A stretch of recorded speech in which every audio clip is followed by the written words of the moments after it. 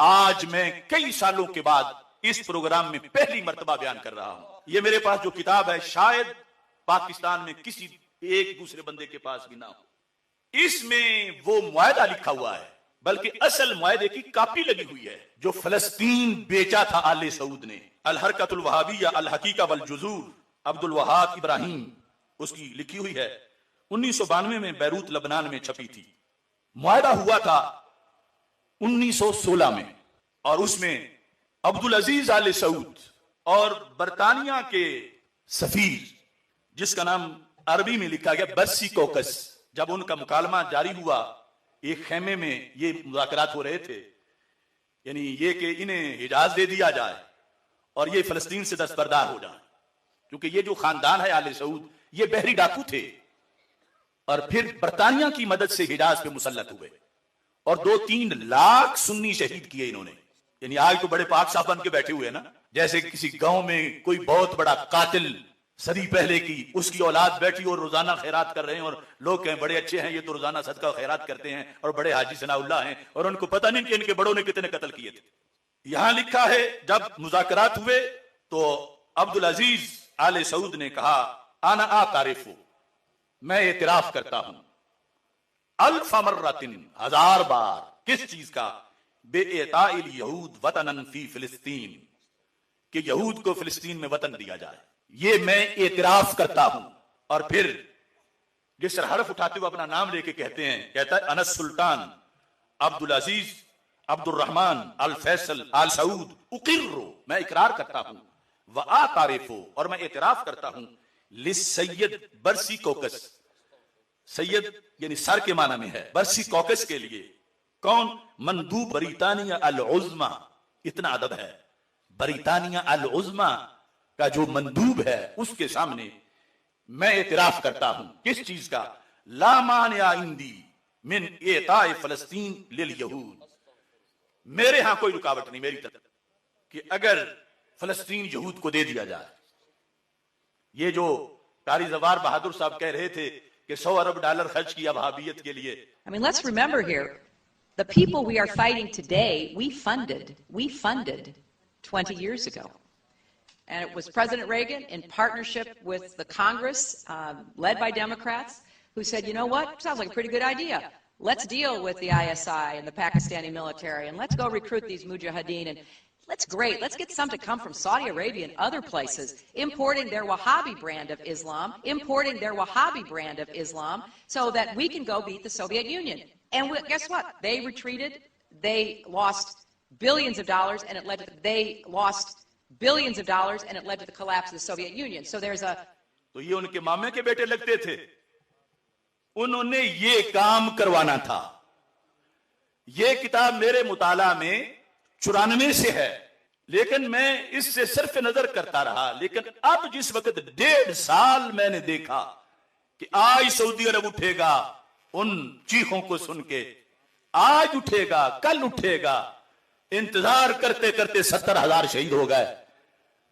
لیکن انہوں نے کہا کہ ہماری تو دوستی گہری ہو گئی تھی، یہ جو حماس والے ہیں انہوں نے رنگ میں بھنگ ڈال دیا. اگر کسی نے حرم میں فلسطین کا جھنڈا لہرایا ہے تو اسے بھی پکڑ لیا گیا. اصل بیماری یہ ہے، یہ معاہدہ ہے، اور اس کی اصل کاپی جو کلمی نسخہ ہے وہ یہ لگا ہوا ہے. جو میں نے لفظ پڑھے ہیں یہ ہاتھ کے لکھے ہوئے ہیں قلم کے ساتھ، اور نیچے دستخط ہیں. معاہدہ ہے. جب ان کے بڑوں نے صدی پہلے اس سے بھی یہ معاہدے کیے ہوئے ہیں تو یہ کس منہ سے بول رہے ہیں؟ تو ان کے پالتو یہاں کیا کر رہے ہیں؟ سودا کر کے فلسطین کا. اب پوری دنیا بول رہی ہے، بنگلہ دیشی، پاکستانی، کہاں کہاں وہ مست ہیں. وہاں 4 بندے بھی اکٹھے ہو کے نعرہ نہیں لگا سکتے. ان کے سفیر گونگے، ان کے وزیر گونگے، ان کا جو مفتی ہیں وہ گونگے، ان کا شہزادہ وہ گونگا، کیونکہ وہ اپنے معاہدوں کے پابند ہیں. اور جب تک حجاز سے آواز نہیں اٹھے گی، مرکز اسلام سے، اور یہود پر تھوکا نہیں جائے گا، نصارہ سے اپنی رشتہ داریاں توڑی نہیں جائیں گی، اس وقت تک فلسطین کی آگ کیسے بجھے؟ یعنی یہ ظاہری طور پر جو جنگل کو آگ لگی میں نے اس کی بات کی. اللہ تو قادر ہے، وہ کن کہے سب کچھ ہو جائے، مگر جو حقیقت ہے زمینی حقیقت وہ یہ ہے. ان لوگوں کی ایمبیسی کی طرف کون مارچ کر رہا ہے؟ ان لوگوں کے خلاف احتجاج میں کون بول رہا ہے؟ ان لوگوں کو آئینہ کون دکھا رہا ہے؟ ڈھونڈو تو صحیح. حق بولنے کی بھی سزائیں ہیں، اور حق بولنے کا بھی قحط پڑ جاتا ہے، اور قحط کے زمانے میں حق بولنا یہ حسینیت ہے. میرے آقا علیہ السلام فرما گئے اخرجوا اليہود والنصارى من جزیرۃ العرب، کہ عرب سے یہود و نصارہ کو نکال دو. انہوں نے کیا پالیسی بنائی کہ عرب میں یہود و نصارہ کو بسا دو، نیوم سٹی ان کے لیے بنا دیا. تو پھر خیر کہاں سے آئے؟ پھر برکت کہاں سے آئے؟ دعا کیسے قبول ہو؟ ابابیل کیسے اترے؟ فرشتوں کی مدد کیسے آئے؟ دیکھو جی وہ حرم والے، وہ کعبے والے اللہ کو پسند تھے تو اس لیے اللہ نے رکھے ہوئے ہیں. ہمارے بھی بڑے بھولے عوام ہیں. میں کہتا ہوں پھر قبلہ اول یہود کے پاس ہے تو وہ اللہ کو پسند ہیں کہ بڑے اچھے ہیں. بندہ ناچیز تحریک لبیک یا رسول اللہ صلی اللہ علیہ وسلم کی طرف سے اور تحریک صراط مستقیم کی طرف سے اور پاکستان کی غالب اکثریت اہل سنت و جماعت کے ایک نمائندہ کی حیثیت سے طالبان کی مذمت میں اور افواج پاکستان کی حمایت میں یہ اپنا پیغام جاری کر رہا ہے. بسم اللہ الرحمن الرحیم. اللہ اکبر اللہ اکبر اللہ اکبر. لبیک لبیک لبیک یا رسول اللہ صلی اللہ علیہ وسلم. رضیت باللہ ربا وبالاسلام دینا وبمحمد صلی اللہ علیہ وسلم نبیا ورسولا. الحمد للہ رب العالمین والصلاة والسلام علی خاتم النبیین سید الرسل وخاتم المعصومین وعلی آلہ واصحابہ اجمعین. آج 28 فروری 2026 کو مرکز صراط مستقیم تاج باغ لاہور سے بندہ ناچیز آپ سے مخاطب ہے.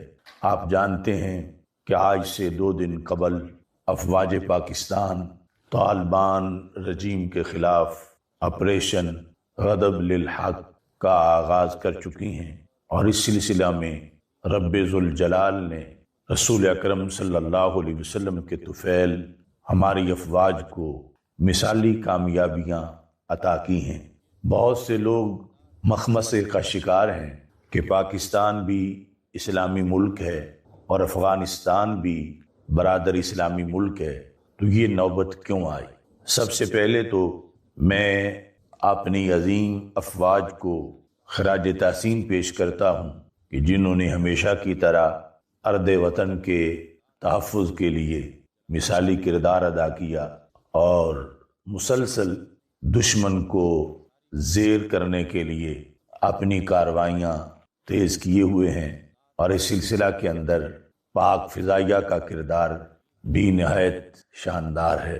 افغانستان برادر اسلامی ملک ہے اور پاکستان کی اس سے کوئی دشمنی نہیں، لیکن وہاں برسر اقتدار لوگ یعنی طالبان رجیم، ان کا کردار بڑا گھنونا ہے، جس کی بنیاد پر وہ جو مقولہ ہے تنگ آمد بجنگ آمد، تو پاکستان کو یہ کڑوا گھونٹ بھرنا پڑا اور اپنے تحفظ اور دفاع کے لیے بے گناہ شہریوں کے خون کی حفاظت کے لیے پاکستان کو دہشت گردی سے اور خود کش دھماکوں سے محفوظ کرنے کے لیے یہ قدم اٹھانا پڑا.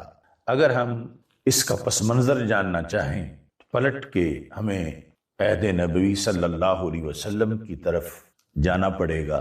آج سے 14 صدیوں سے بھی زائد عرصہ قبل سید المرسلین حضرت محمد مصطفیٰ صلی اللہ علیہ وسلم نے جو غیب کی خبریں دیں، ان میں سے بہت سی خبریں فتنہ خوارج کے بارے میں. سیاستہ میں ان کا تفصیل سے ذکر موجود ہے، بالخصوص مسلم شریف میں حدیث نمبر 1064 جو کہ حضرت ابو سعید خدری رضی اللہ تعالی عنہ اس کو روایت کرتے ہیں، باب ذکر الخوارج و صفاتہم، کہ خوارج اور ان کی نشانیوں کے بارے میں یہ باب ہے صحیح مسلم شریف کا، جس میں رسول اللہ صلی اللہ علیہ وسلم کی یہ حدیث شریف موجود ہے، اور ساتھ ہی سنن ابی داؤد اس کے اندر حدیث نمبر 4764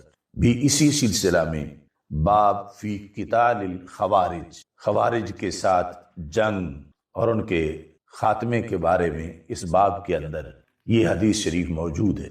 حدیث بڑی طویل ہے، لیکن میں اس مختصر پیغام میں خصوصی طور پر سرور کونین حضرت محمد مصطفیٰ صلی اللہ علیہ وسلم کے ان الفاظ کی طرف پوری قوم کو متوجہ کرنا چاہتا ہوں کہ ہمارے آقا صلی اللہ علیہ وسلم نے خوارج کا ذکر کرتے ہوئے یہ ارشاد فرمایا کہ وہ لوگ کون ہوں گے، کیا کام کریں گے، ان کا کردار کیا ہوگا، یقتلون اہل الاسلام، کہ وہ اہل اسلام کو قتل کریں، اگرچہ خود بھی وہ دعوے دار ہوں گے اسلام کے، لیکن عملاً وہ اہل اسلام کو قتل کریں گے، وَيَدَعُونَ أَهْلَ الْأَوْثَانِ، اور بت پرستوں کو چھوڑ دیں گے، بت پرستوں سے ان کی یاریاں ہوں گی، بت پرستوں کو نظر انداز کر دیں گے، لیکن مسلمانوں کو قتل کریں گے، مسلمانوں کے ایمان کی کمزوریاں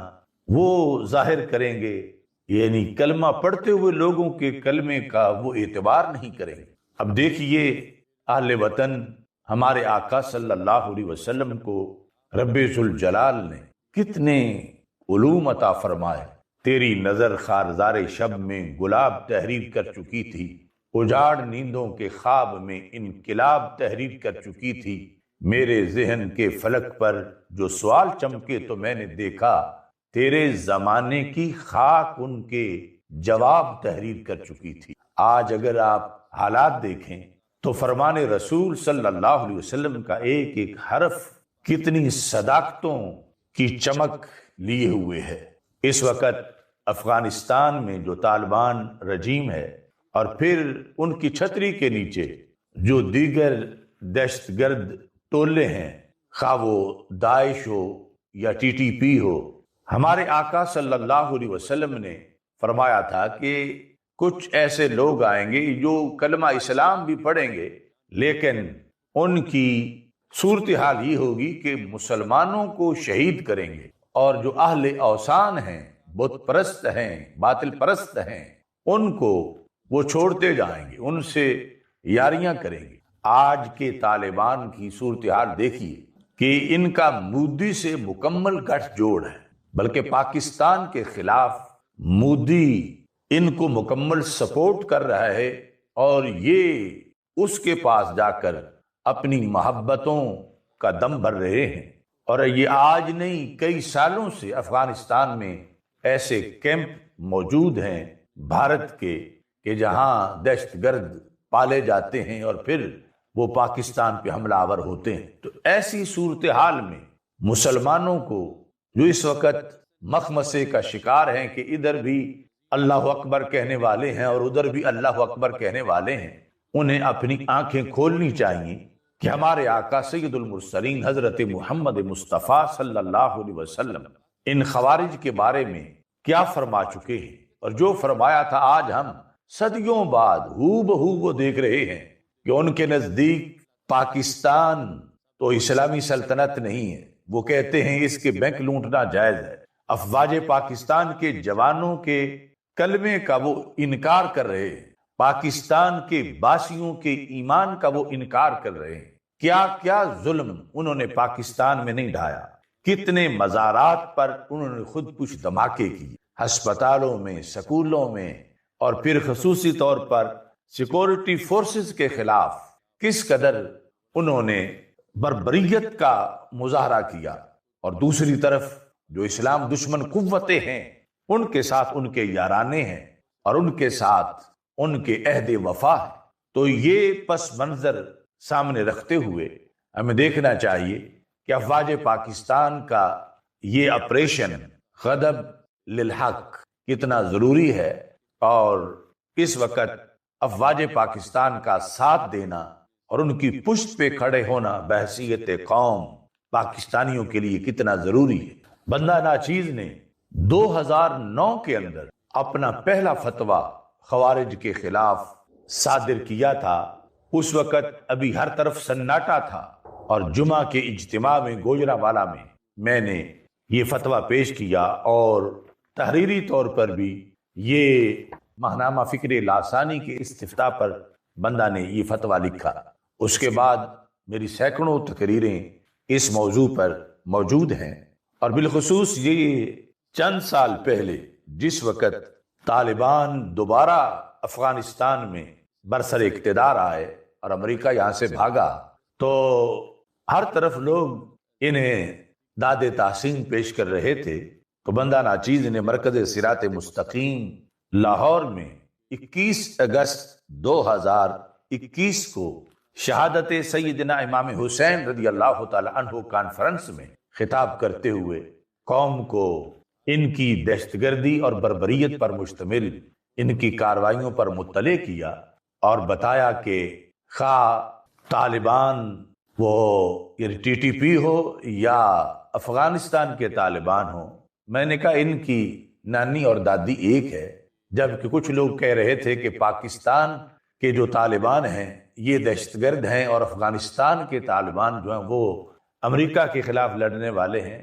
تو میں نے کہا کہ نہیں، یہ افغانستان کے طالبان ہی اپنی چھتری کے نیچے ان طالبان کی حمایت جاری رکھیں گے جو پاکستان کے اندر آ کر دہشت گردی کرتے ہیں۔ اس وقت اکیلی آواز تھی میری، اور سب میری بات کو عجیب سمجھ رہے تھے، لیکن آج پھر حالات نے یہ ثابت کیا کہ یہ بات سچی ہے کہ اچھے طالبان اور برے طالبان یہ اصطلاح ناجائز ہے، درست نہیں ہے۔ یہ ان کی ایک ہی قسم ہے، یہ برے طالبان ہیں، اور انہوں نے غیر مسلم قوتوں کے اشارے پر مسلمانوں کو حد درجے کا نقصان پہنچایا۔ پاکستان نے تقریباً 30 لاکھ افغانیوں کی کئی سال تک میزبانی کی۔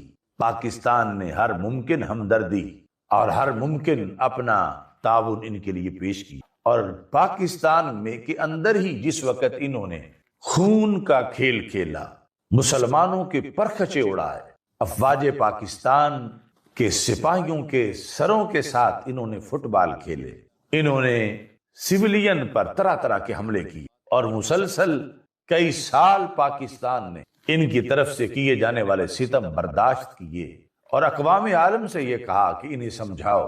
اور پھر اب جو یہ دوسرا دور جو طالبان کا شروع ہوا، اس میں پھر جب یہ کارروائیاں ہوئیں تو کئی بار ان سے مذاکرات کیا، ان کی قیادت سے کہا گیا کہ جتنے بھی دہشت گرد گروپ ہیں افغانستان میں آپ ان کو کنٹرول کریں، اور افغانستان کی زمین کو پاکستان کے خلاف مت استعمال ہونے دیں۔ ہر بار انہوں نے آگے سے انکار کیا کہ ایسا نہیں ہو رہا، اور یہ دعویٰ بھی کیا، وعدہ بھی کیا کہ ہم ایسا نہیں ہونے دیں گے، لیکن بالآخر یہ ثابت ہوا کہ ایسا ہو رہا ہے، اور یہ بھی ثابت ہوا کہ طالبان رجیم ٹی ٹی پی اور دیگر دہشت گرد دھڑوں کو فل سپورٹ کر رہی ہے۔ اب بات تو یہ تھی کہ افغانستان سے دہشت گردی کے کیمپوں سے نکل کر یہ بھیڑیے پاکستان کے امن کو تباہ کرنے کے لیے دن رات یہ دہشت گردوں کے ریوڑ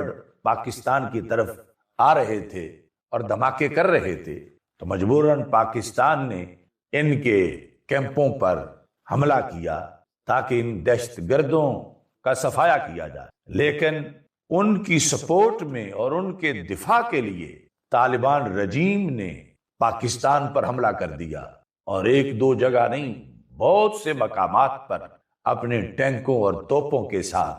اس پر پھر آپریشن غضب للحق کا آغاز کیا گیا، اور آج وہی طالبان جن کا تکبر اور غرور یہ تھا کہ ہم چند گھنٹوں میں پورے پاکستان پر قبضہ کر سکتے ہیں، اب گھٹنے ٹیک چکے ہیں، منتیں سماجتیں کر رہے ہیں، مختلف ممالک سے رابطے کر کے پاکستان پر دباؤ ڈال رہے ہیں کہ یہ جنگ بند کی جائے۔ میں افواج پاکستان کی قیادت کو خراج تحسین پیش کرتا ہوں کہ جنہوں نے مختلف ممالک کی طرف سے جو دباؤ ڈالنے کی کوشش کی گئی جنگ بندی کے لیے، تو ہماری قیادت نے اس دباؤ کو مسترد کر دیا ہے اور مسلسل اپنے اہداف کی طرف آگے بڑھ رہے ہیں۔ اب افغانی قیادت پاکستان کی علماء سے یہ گزارش کر رہی ہے کہ آپ اپنی افواج کو روکیں کہ وہ ہمیں چھوڑ دیں، ہمیں معاف کر دیں، لیکن افغان طالبان کو یہ پتہ نہیں ہے کہ انہوں نے پاکستان کی علماء پر کتنے ظلم کیے۔